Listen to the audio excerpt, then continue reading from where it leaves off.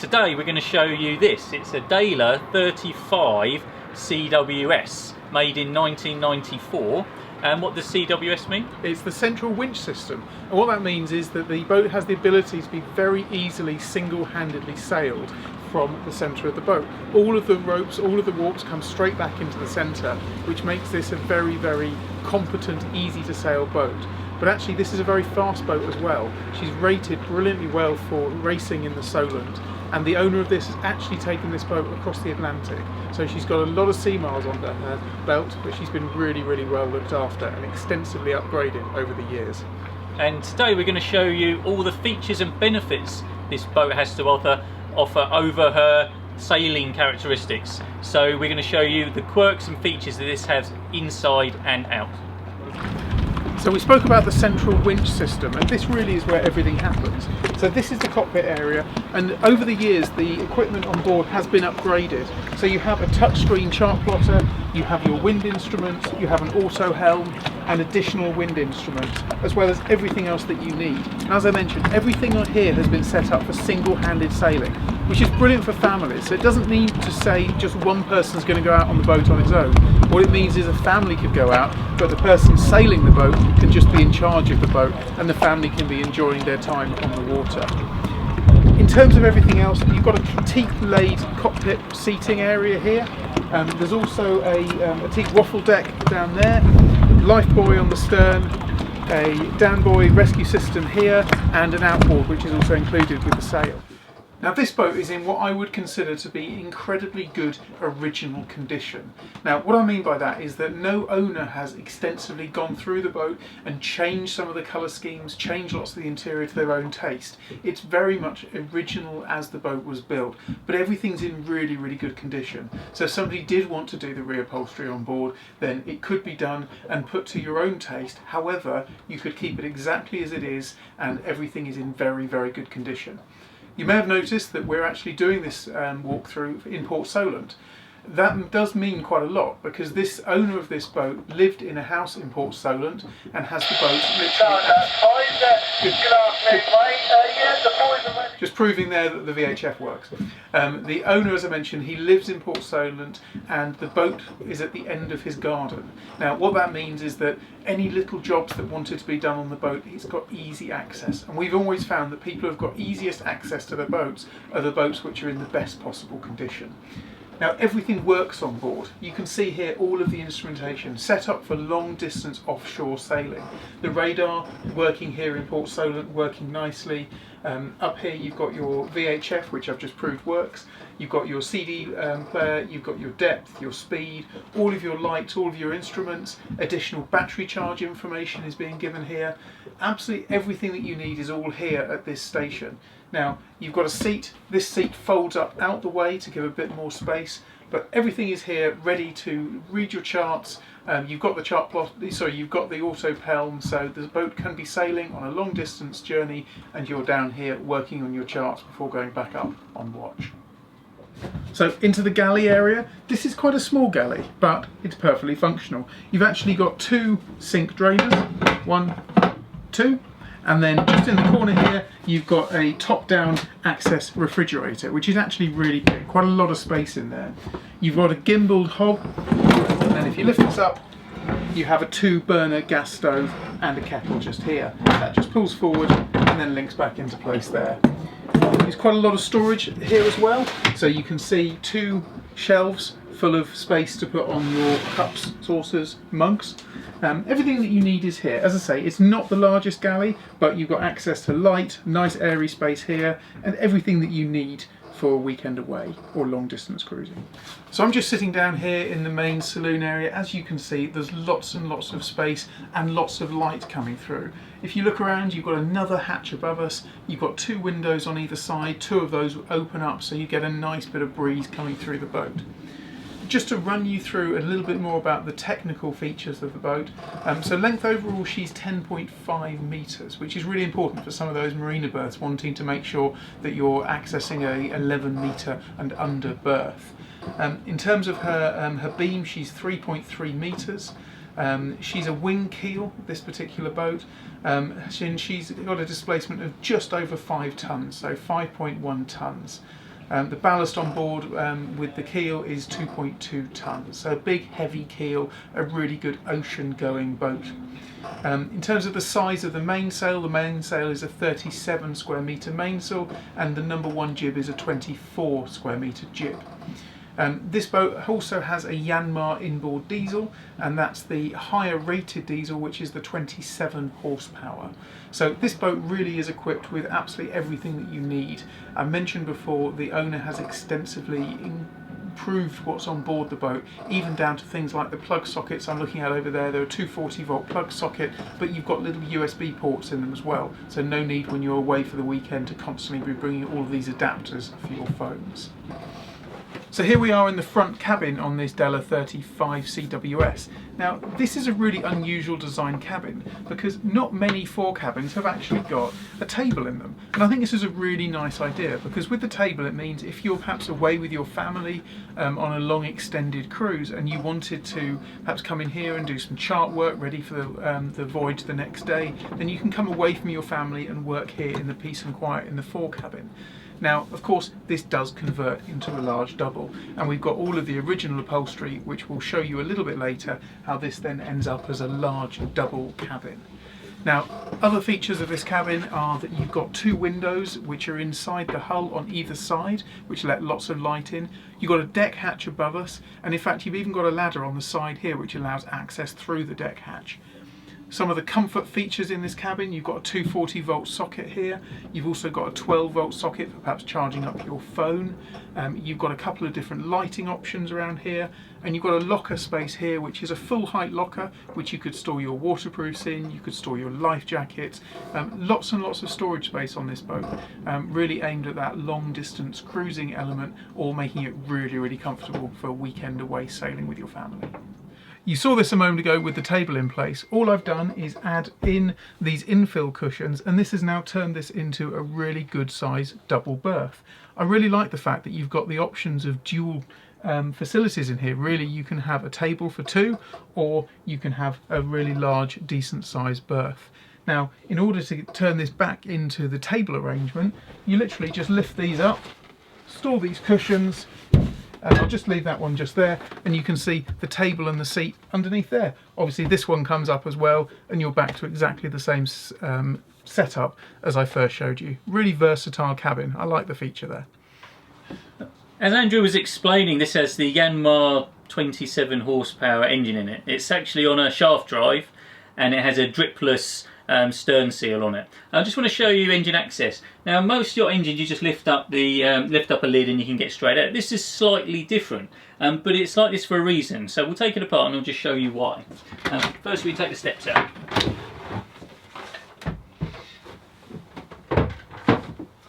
And we just lift this one up out of the way, and you can see actually we still can't get at the engine.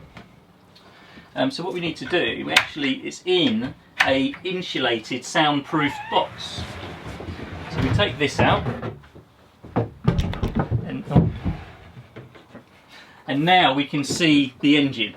And the reason for this is actually it's kind of twofold. One is for soundproofing. So if you're doing a long passage again of motoring, for instance, say you're becalmed and you need to motor for hours and hours, you can actually have it on autopilot, and if you've got other people on board, they can actually come down here, use the galley, make cups of tea and things like that, and not be drowned out by the sound of the engine. Also, it also helps that if you do you're in a heavy sea or a stormy sea, when you do have the hatch open, you generally get quite a lot of water that will come down into this hatchway, and this is protection again for the engine, so it doesn't get wet with seawater. So it's a twofold protection for the engine. It makes it a little bit more hassly to get at, but as you can see, it didn't take that long to get at the engine. And once this cover is taken away, we can actually get good access to the coolant, the oil, checking the belts, and importantly being able to get at the impeller and change it. The engine has just been serviced about 1 month ago, and it's had a full service with new belts, impellers, and oils. It's in very good condition and it's very clean with no leaks of coolant or oil whatsoever. The previous owner as well, very cleverly, has fitted an additional item to the raw water cooling system. Now, normally when we need to know if we're getting enough raw water through the engine, we have to check the water escaping from the exhaust, or some people may have a telltale coming out the side of the boat. But what's been added here is, if you can just see, literally just here, there's actually a fitment within the raw water pipe as it comes to the impeller. And that's actually a water flow sensor. So rather than have to rely on keep checking the water flow out of the back of the boat, especially if you're doing a long passage of sailing where you need to be staying at the helm and concentrating, there's actually will alarm to tell you if the water flow is stopped. So before the engine overheats and before you have any sort of issues with the engine, it'll tell you to give you enough time to be able to shut the engine down and investigate the problem before it damages the engine. Okay, right, I've brought you down into this locker for a reason, and I just wanted to show you a couple of things, that other additions that this boat has to offer. Now, the fuel tank's actually fitted underneath the locker floor here. And the previous owners actually had fitted this fuel filter. Now, this is a Raycor type fuel filter and uses a centrifuge to filter the fuel. This is very unusual for this size and type of engine to have this, but this is a very, very efficient way of cleaning the fuel. It's very good at separating water and muck out of the fuel before it gets to the engine. But really, as we can see, the fuel is very clean. Now, the major problem you have with fuel tanks is actually when you're storing fuel for a long period of time and is looking after it. Now, the main problem is bacterial growth within the fuel. It's often caused by water, so condensation that builds up in the fuel tank and then settles to the bottom of the fuel tank, and then the bacteria in there develops, and it's commonly known as diesel bug. But the addition that the previous owner has actually made to this boat is just a bit further up here, and there's a cylinder up here, and we can just about see it in shot. And what this actually does, this absorbs moisture from the breathing system from the fuel tank. So any moisture that's in the fuel tank actually gets absorbed into here, so you get absolutely no moisture in the tank, which means there's no condensation that develops in there. So it keeps the fuel completely water free, and because of that the fuel is proven to be very clean. It's another nice addition that the previous owner has thought about and added to improve the boat. Also in here there's a holding tank, and the holding tank is just that white tank there, and again it's an addition that the previous owner has fitted for actually being able to do passages as well as in marinas, inland waterways if they need to. So here we are in the cockpit of the Dehler, and It's called CWS, as we explained before, because of a central winch system, and we can clearly see the winches either side of myself here at the helm. All what? Sailing controls. Go from all sailing controls. All sailing controls are diverted back to these winches. So as a single-handed sailor, we can actually control the sails and the reefing systems and the genoas all from these positions here. This system as well enables us to keep a close eye on everything and control a lot of things from this position.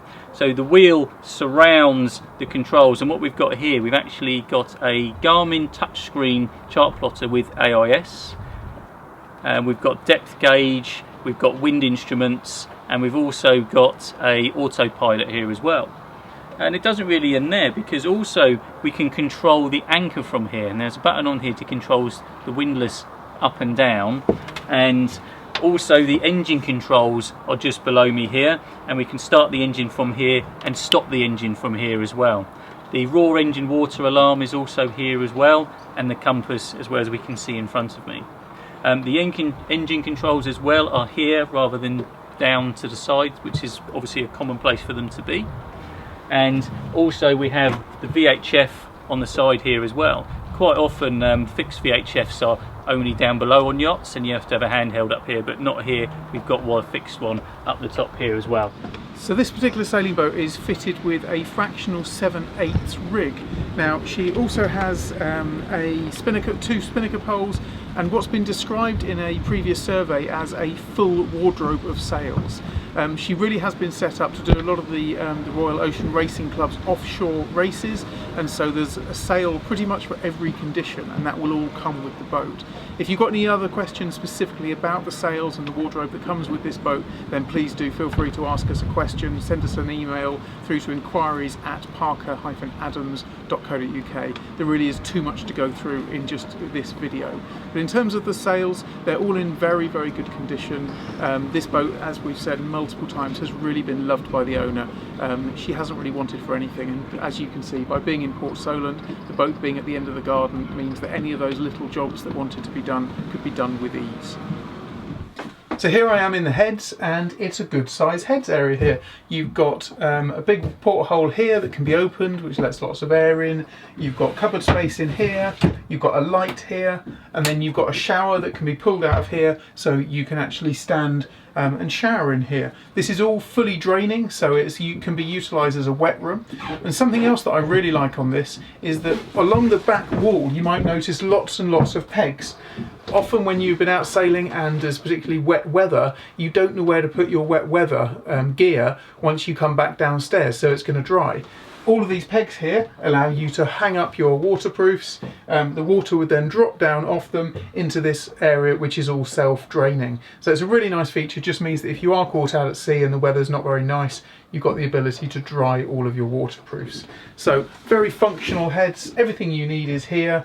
And soap dispenser on the wall here, and there's even a little blind for the window. So everything that you need in this quite compact but functional heads. A lot of people's concerns when they're buying a yacht is actually the state of the keel bolts and mountings.